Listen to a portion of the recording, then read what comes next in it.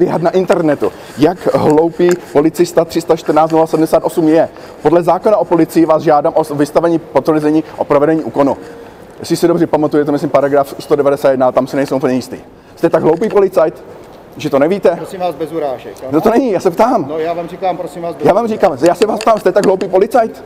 Můžete si stěžovat. Ještě jednou vám opakuji, že... Já vám ještě jednou opakuji, jste tak hloupý policajt, že to nevíte? Já vám ještě jednou říkám, aby to bylo bez urážek. Ano? Tak jak se chováme my k vám, chováte se ke mně povýšeně. Ne, nechováte.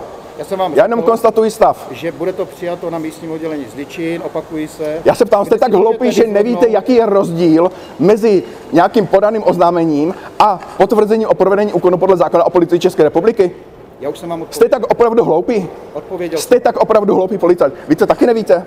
Vy mi také odmítáte vydat potvrzení o provedení úkonu? Vy neumíte vůbec mluvit? Odmítáte? Jako budete dneska lítat na YouTube, chlapi. Nikomu tady nevyhrožuji. To je moje zákonné právo. My jsme od vás přijali oznámení, a už se nebudu opakovat, bude přijato. Vy jste fakt tak hloupí policajti oba dva. Fakt jste tak hloupí. Máte něco ještě? Ne. Žádám o vystavení potvrzení o provedeném úkonu podle zákona o policii. Ale vaše inteligence bohužel tohle nezvládá. Ale já jsem slušně. Já bohužel hodnotím váš stav. Vy nejste moc inteligentní policista. Tenhle jste neumí evidentně vůbec mluvit. Jak ho mohli vzít v policii, to nevím. Takže ještě to zkusím na linku 158, aby vám poradili, když nejste chytří.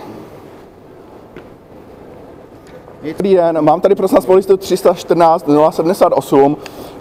Nyní z těch nejchytřejších odmítám mi vydat potvrzení o provedeném úkonu podle zákona o policii České republiky. A mi furt něco žvatla o tom, že potvrzení o podaném oznámení, ale to je něco úplně jiného. A dnes ze Zličína tam moc chytří nejsou. Ne, já jsem v terénu, oni přijeli na moje oznámení, nicméně mohl by mu někdo vysvětlit, jaký je rozdíl mezi těma dvěma věcma. Že mi musí podle zákona o policii vystavit potvrzení o provedení úkonu. Druhý tady vůbec nemluví, neumí asi mluvit.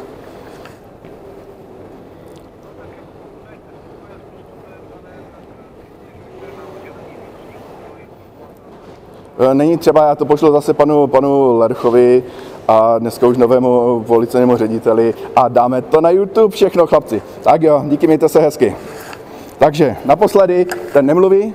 Umíte mluvit, neumíte mluvit? Vy fakt umíte mluvit? Kdo by to byl řekl? Takže vystavíte mi potvrzení o provedeném úkonu? Přijďte si na místní Zličín, tam vám vystavíme, co budete chtít. Ne, to není moje povinnost.